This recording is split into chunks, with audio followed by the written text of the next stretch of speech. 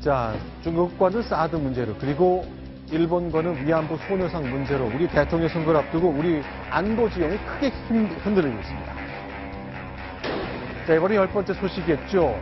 자, 중국은 단교를 엎어놓고 있습니다. 미국과 중국 사이의 갈등, 대만 때문에 생기고 있는데 그것이 우리한테도 적지 않은 영향을 미치고 있습니다. 하나씩 좀 얘기를 나눠봤으면 좋겠습니다. 일단 지금 있었던 것, 부산의 소녀상, 이게 이렇게 크게 번지고 있을 줄 몰랐거든요. 자, 부산의 영상으로 좀 가봤으면 좋겠습니다. 소녀상의 문제인데, 자, 좀 질문 좀 드려보겠습니다. 김민지 기자. 네. 자, 부산의 소녀상 때문에, 글쎄, 야당에서는 과연 이 상황을 어떻게 보는지 모르겠습니다.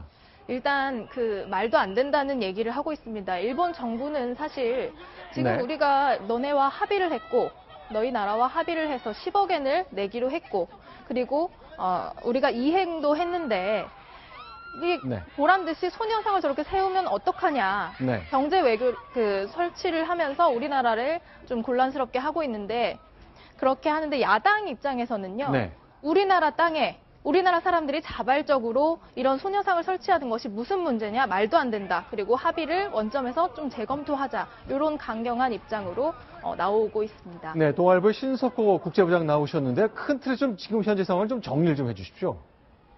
네, 지금 한반도가 주변 강대국의 스트롱맨, 아주 강력한 지도자들, 그리고 아주 강력한 외교에 지금 휩싸여 있는 그런 형국이죠. 네. 이번에 아베 총리는 우리를 부산 소녀상 문제로 지금 흔들고 있고요. 네. 중국의 시진핑 주석은 사드 절대 안 된다. 이런 이야기를 연초부터 하면서 한반도를 지금 뒤흔들고 있습니다. 거기다가 지금 미국은 정권 교체기죠. 도널드 트럼프 대통령 당선인이 중국 대사 그리고 네. 일본 대사는 지금 지명을 했습니다. 네. 근데 아직 한국 대사는 지명을 미루고 있습니다. 그 이유는 그 한국 국내 정치에 있기도 하지만 이것이 지금 여러 가지가 맞물려서 뭔가 한국만 좀 미국 외교에서 소외되는 게 아니냐 이런 걱정을 낳게 하는 그런 상황입니다. 네. 네, 뭐 그렇게 보실 수도 있고요. 저는 좀 반대로 설명을 드리겠습니다. 지금 네. 스트롱맨들, 마초라고 하는 주변 사강의 리더들이 대한민국만 쳐다보고 있는 거죠. 네. 우리가 어떤 결정, 예를 들어 소녀상을 부산에 설치하게 되면 일본이 발끈하고 사드를 배치하겠다고 하니까 미국은 좋아하는데 중국은 펄쩍 뛰고 러시아가 반대하고 하는, 어떻게 보면 우리가 지금 사강을 끌고 나가는 구도. 제가 그 전에 말씀드렸듯이 명당이라고 하는 자리는 네. 힘 있는 사람이 들어가면 명당이 되지만 힘이 없는 사람이 들어가면 명당 기운에 눌려 죽습니다. 네. 그래서 지금 우리가 우리 행동 따라서 4강이 일희일비하는 상황인데 지금 부산에 있는 소녀상 문제는요, 이렇게 보셔야 됩니다. 저랑 다른 의견이 가진 분도 많겠지만은 우리가 일본으로부터 사과를 받는 게 우리의 최대 목표였거든요. 그래서 네. 고노 외상이 한번 위안부 문제에 대해서 진심으로 사과를 했었고, 지난번 2015년 발표문을 보게 되면은 일본 내각 총리 대신 아베란 이름까지 넣었었죠. 네. 아주 반성의 마음을 표현한다라고 표현을 했습니다. 그래서 우리는 다시는 이 말을 못 바꾸게 하기 위해서 불가역적으로 한다라는 표현을 제가 알기로는 우리가 주장해서 넣은 걸로 알고 있거든요.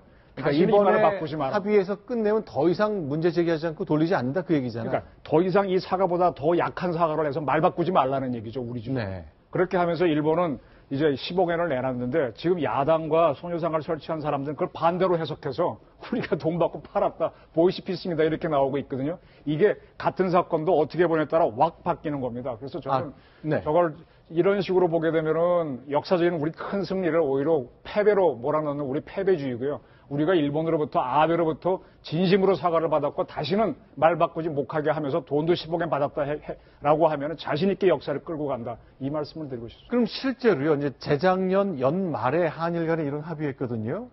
자, 근데 그 이후에 일본 정부나 일본 정치인들이 이 종군 위안부 할머니들 문제와 관련해서 이 합의에 어긋나는 사죄 정신에 어긋나는 일을 한 적은 없습니까?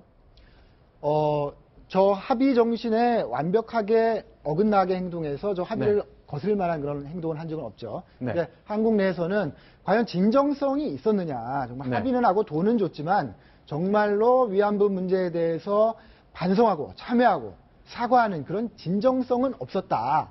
그런 진정성을 표현하라고 여러 차례 요구했지만 일본은 그런 차원까지의 대응은 하지 않았던 것이죠. 예. 실제로 글쎄요, 이제 많은 국민들이 일본 문제와 관련해서는 정말 민감해지고 이제 정서적으로 이제 자극을 받게 되는 것인데 야당에서도 이 문제 관련해서 얘기를 꺼냈습니다. 아예 그냥 없던 일로 하자. 일단 야당 상황을 정리해 보겠습니다. 日本は誠実に私たちの義務を実行していく。その意味において10億円の拠出をすでに行っています。次はですね、韓国がしっかりと誠意を示していただかなければならないと。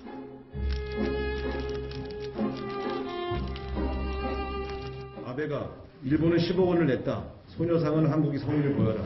그리고 이게 보이스피싱 같은 사기다. 아베에게 10억 원 돌려줍시다. 10억 엔. 돈 10억 엔 때문에 전 국민이 수치스럽게 살아야 됩니까? 예비비라도 올려줄 테니까 이 10억 엔 빨리 돌려줍시다.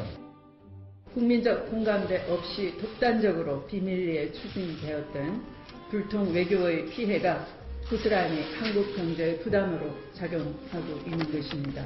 현재 한반도를 둘러싼 강대국 간 외교 전쟁은 정부가 모든 외교 역량을 투입해도 모자랄 정도로 긴박하게 돌아가고 있습니다.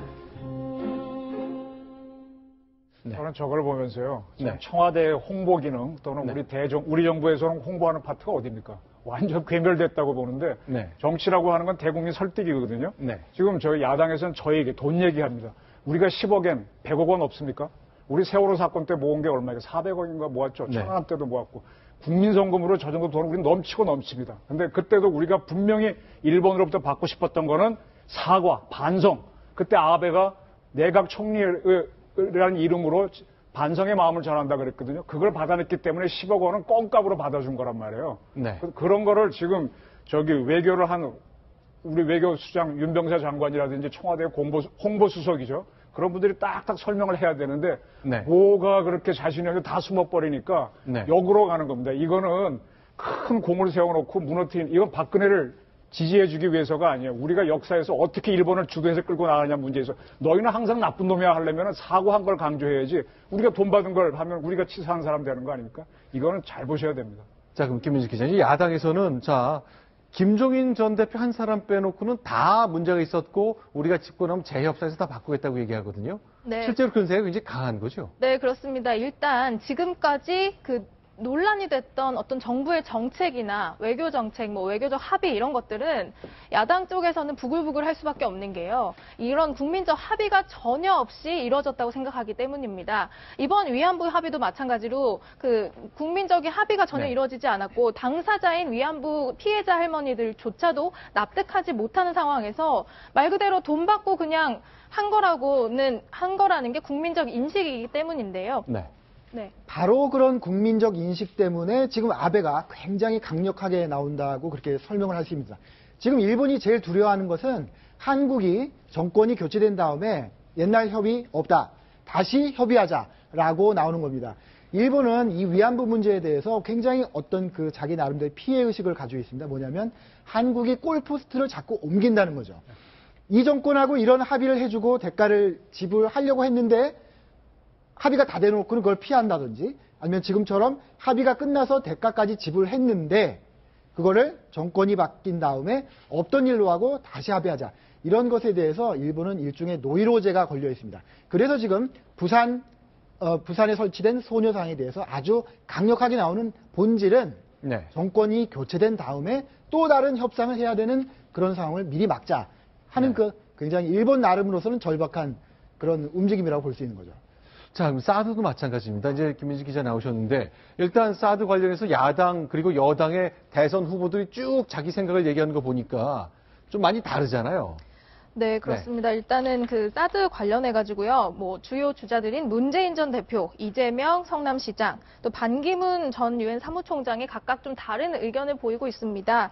일단 문재인 전 대표 같은 경우에는 다음 정부에서 좀 전면 재검토를 좀 해보자. 네. 다음 정부로 넘기는 모습이었고요. 네. 이재명 성남시장 같은 경우에는 한국형 미사일 방어체가 좀 완성되면 좀 철수하더라도 일단은 설치하잖아요. 일단은 단기적으로 필요에 따라서 좀 배치를 하자. 조금은 유연한 입장이고요. 반기문 전 사무총장 같은 경우에는 공식 입장이 없는 상태입니다. 네. 네. 이재명 시장 말씀 보니까 저분도 안보 공부는 한참 해야 됐구나 하는 생각인데 KAMD로 북한의 미사일을 막을 수 있다고 생각하시면은 군대로 얘기하면 한 소위 정도의 지식밖에 안 됩니다. 더 공부하셔야 되고 저거는 사드가 아니면은 북한의 ICBM급 미사일은 못 막습니다.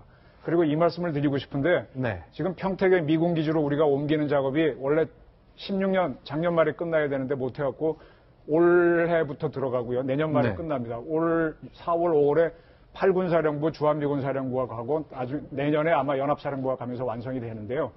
저 평택으로 미군 고지를 옮기는 게 노무현 정부 때 이루어졌고요. 네. 그때 국회에서 여야가 갑론을박하면서 국회 비준을 받았습니다. 그래서 그런 평택 기지를 방어하기 위한 부속물로 따라가는 게 사드거든요. 네. 근데 사드를 또 비준하자 그래요. 누가?